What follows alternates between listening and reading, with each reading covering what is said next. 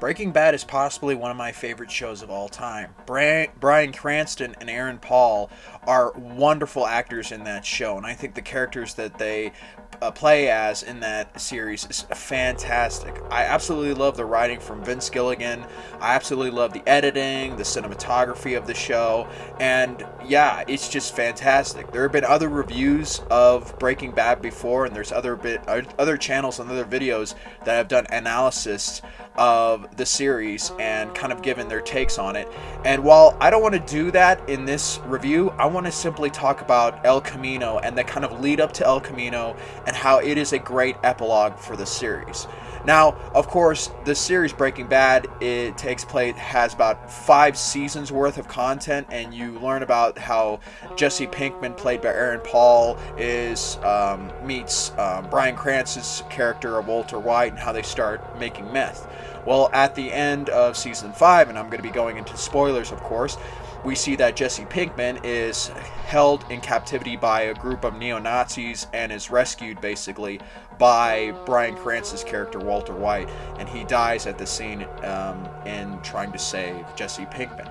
But with Jesse Pinkman escaping, we sort of want to understand, like, while we know that Walter White is dead and the story of basically Heisenberg, of the meth operation that they had, is over, I always wanted to sort of know what happens to Jesse Pinkman, as he's now going to be hunted down by the authorities. Law enforcement is coming after him for being part of this meth operation run by these neo-Nazis. And how does he escape? How does he start a new life? And how does his sort of story end in a way? And I think El Camino does a fantastic job of providing that story in a 2-hour film where we see Jesse's kind of, I guess, transformation of a character. Because throughout the series, while Jesse was a side character, and he was important in this series, it was always focused on Walter White, which is completely understandable. So El Camino is fantastic in the way that Vince Gilligan, the director and the writer, really puts the focus on him and how he has to use his wits, how he has to get out of this situation and overcome the odds and really escape the authorities, and really be clever enough to kind of, I don't know, go up against other kind of villains and other type of adversaries that he has to fight up against. Because in this end film, we see that Jesse Pinkman has came a long way from being a boy and turned into a man, essentially. And so seeing him trying to get enough cash to go and meet up with a guy whose job it is to make people disappear and start new lives, give them new identities.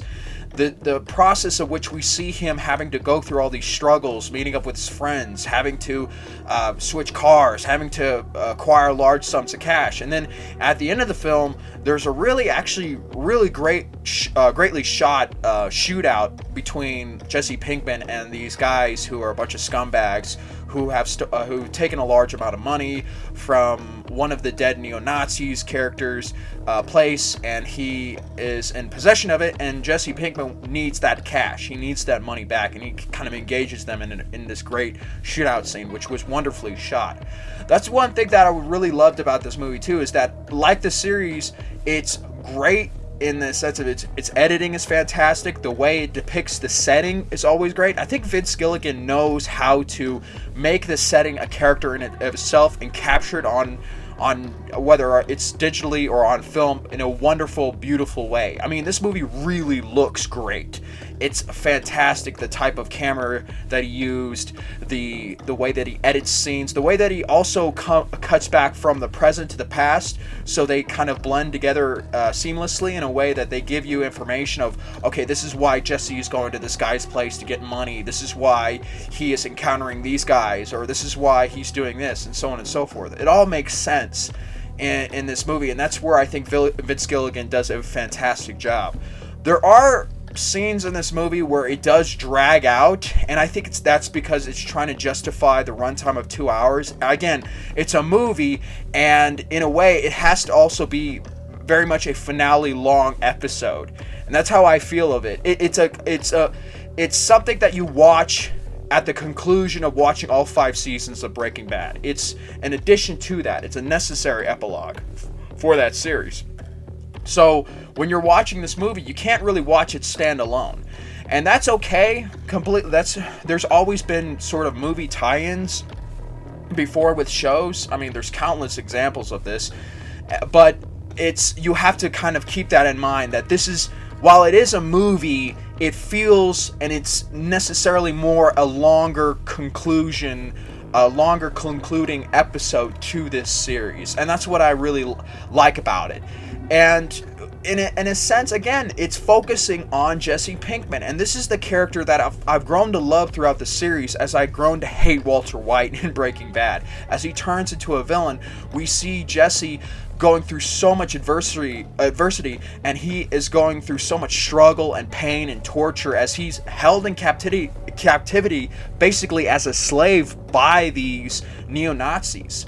The other side characters, Jesse Plemons, who plays one of the neo-Nazis, who is basically a psychopathic character, does a decent enough job. You see the return of Walter White, and you also see the return of Jesse's friends, Skinny Pete and Badger, played wonderfully by those actors. I'm going to throw up the names now, but every performance is fantastic, with the exception of the fact that because this movie takes place 7 to 8 years after the conclusion of season 5, you see people age, and you see people put on weight. For example, Jesse Plemons' character is skinny in the show, but after 7 years, I guess the actor Jesse Plemons put on some weight, so it's very much noticeable. You see him that he's actually fatter than he used to be in the show.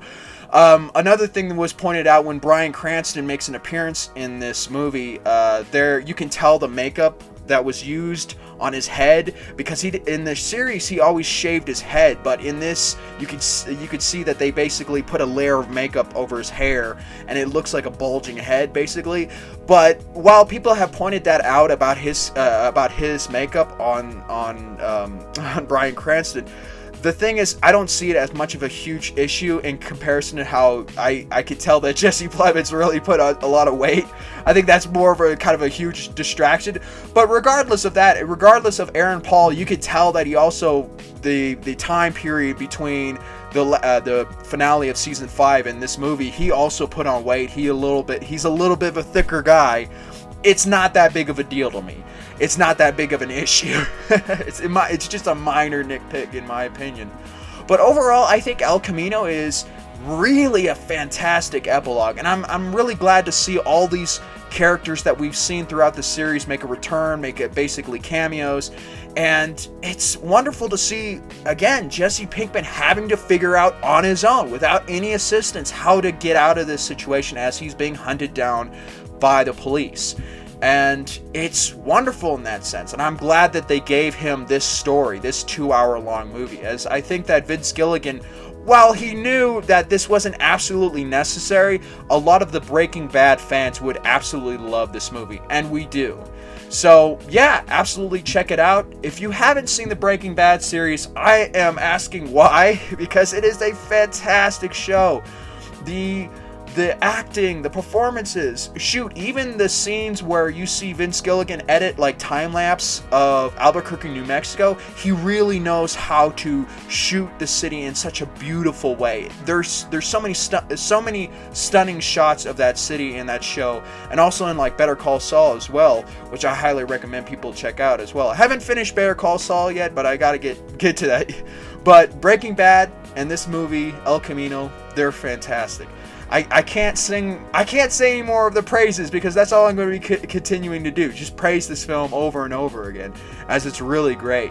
So yeah, I would say check it out on the conclusion of season 5. You'll absolutely love it, and I hope Aaron Paul in the future finds more work, because now that I know that with this movie and with Breaking Bad being concluded, he needs to be sort of, I guess, hired on to more roles that are more dramatic. I know he does like voiceover work for BoJack Horseman, I believe if that's correct. But I really would love to see Aaron Paul in other dramatic shows, in other dramatic crime drama series, if that's would be possible. That would be awesome to see. Anyways, I think I've said enough about Aaron Paul and about this movie. Again, check it out. I just wanted to make this quick kind of unscripted review of it because I watched it recently, finally, after a few years. This came out in 2019, so, I'm kind of late to the game, but I finally checked it out and I loved it. So, yeah, everybody should watch this series. And like always, I hope everyone has a wonderful day.